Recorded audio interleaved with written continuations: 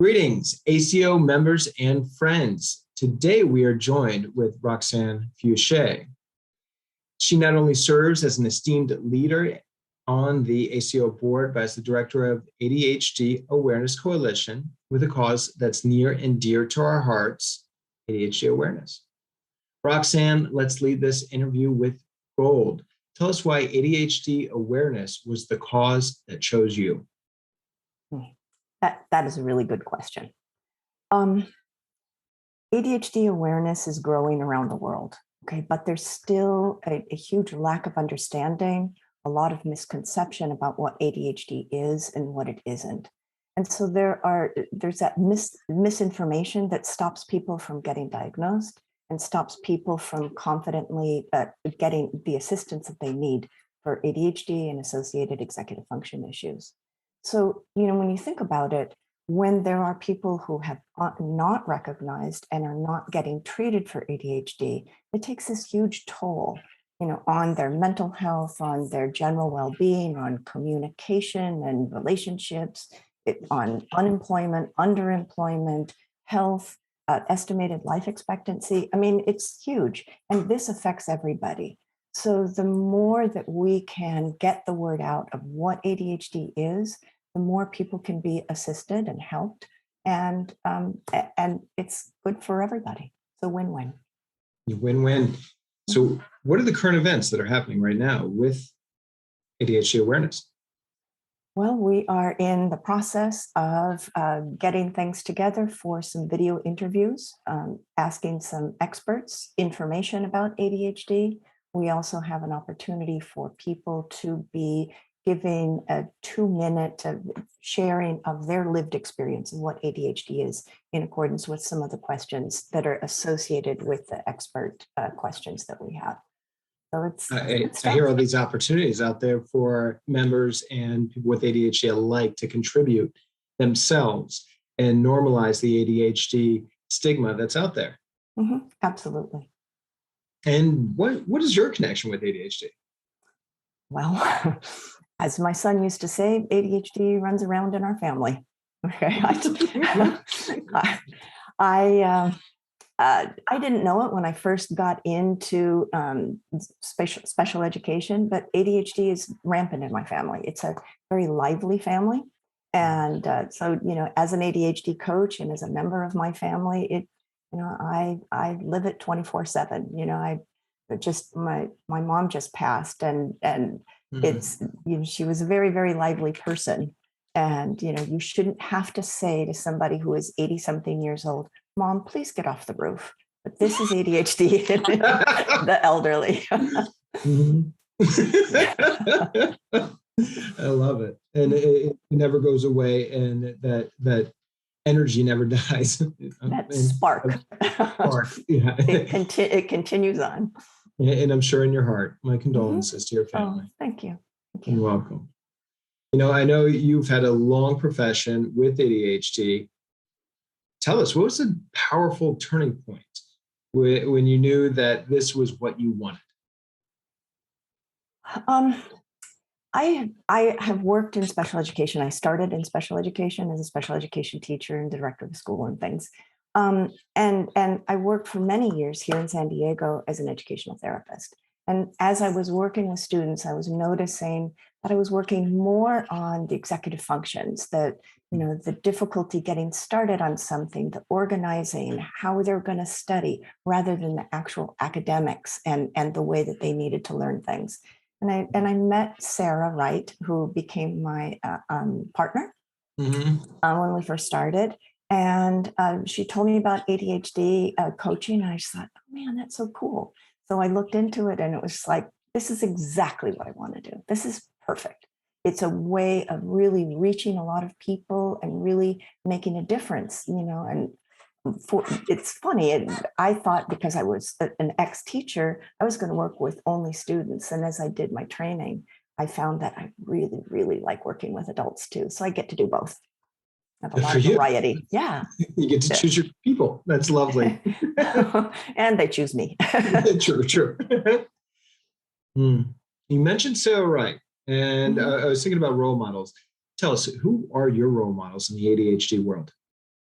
Researchers, Yeah. people like Tom Brown and Russ Barkley, because they really, they really bring to the forefront what ADHD is and do the research that we all work with as we're working with our clients. Yeah, that is extremely important. Roxanne, why are ADHD coaches so important? Thank you for that question, and because it's something really, really important to me. Mm, I've seen over the years the transformation that can happen when people recognize and address their executive function and their ADHD. We as coaches provide a lifeline to our mm, to our clients. We help them work with their strengths to circumvent their areas of relative weakness. We give them an opportunity to really own who they are and learn how to move forward. I say when I talk with people, what we do is we help them develop an operating manual for their brain. mm, mm, How do mm. they work? What works for them? It demystifies the challenges that they have, and they know how to move forward. And when we are working with them, we're helping them figure out what works for them, what doesn't work for them, how they work, what they love, what they don't love, all of that. Mhm. And eventually we're working ourselves out of a job, and that's exactly what should happen, so that Love it. they end up coaching themselves. I love it. The student becomes a master. Yeah. What role do you play with the ACO? What roles do you play with the ACO? Okay. Well, I have two hats. All right. One is as the chair of the research committee, and the other one is working with the ADHD Awareness Coalition. They're separate, but they're connected roles. Okay. So ADHD, as the research committee chair, we are really working toward bringing evidence-based research to our members so that they can continue to grow professionally, and that provides a positive impact for our clients.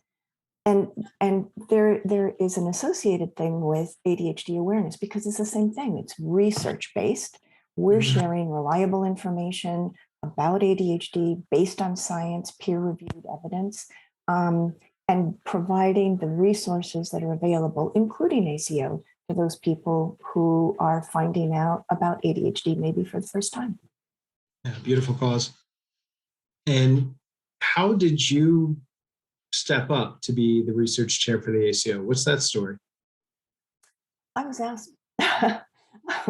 you know, I went to one of the conferences, and I was really interested in some research. I Mhm. talked to Joyce Kubik and said, this is really cool. Can I be part of this? And that's the beauty of ACO, is that we have the opportunity to step into roles, on a committee or something that interests us.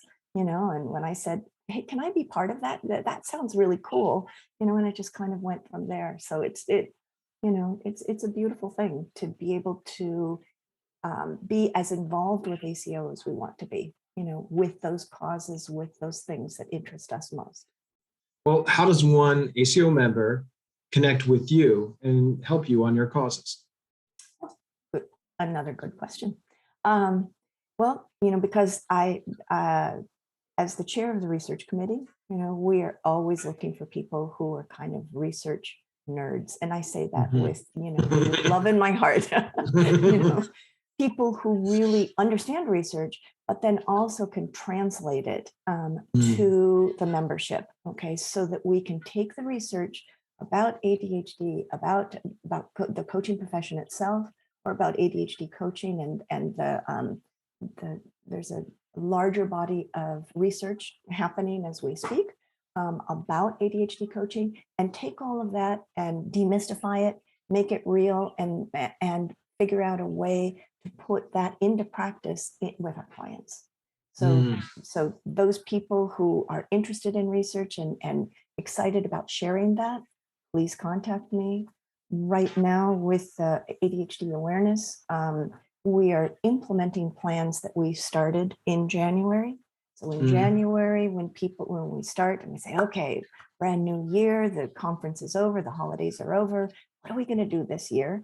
That's when people can contact me if they are creative and have some great ideas about, oh, this would be really cool. Because I love working with people like that. And then as we really streamline our plans in the summer, then we start really implementing the plans. So if people are able to do some writing, do some other work, changes and updates to the website, those kinds of things, that's what we're doing right now in anticipation of October's awareness. Okay, so the headline for you to get people to do some work would be nerd alert. That's what we're saying. We put out a nerd alert, and then people say, "Hey, I got a little time. I can help." Okay, yeah. Nerd alert. Okay. That works. Okay. I have a final question before we part. What is your coaching superpower? Okay, I have two. Yeah, Superman has more than one. Why not? Okay. Go ahead. I'm very curious and I'm very flexible. Okay. I approach everything with just incredible curiosity, no judgment, just, that's interesting. How did that work? We explore, when somebody says, because I start a coaching call with what worked this week, what went well, and they say, oh, this thing. So then we learn from the successes as well as from the relative challenges or what is seen as maybe a failure. So, so if there's a strategy that worked, we look into, okay, what about that worked? How can we move forward? Not just taking it as, oh, okay, that happened just for good luck or something. And then it's flexibility, because all of my clients are so different. I mean, my youngest client is in his teens, my oldest one is in her 80s, and everybody in between, with different walks of life. And so that flexibility of thought, it makes it exciting. I approach everybody so differently. It's caring and intense curiosity and flexible, creative problem solving. I see that. And I see you enjoy your work. Thank you for your time today, Roxanne. I know this will be valuable for coaches and clients alike. And everybody, thank you for watching. Have a great day. Thank you.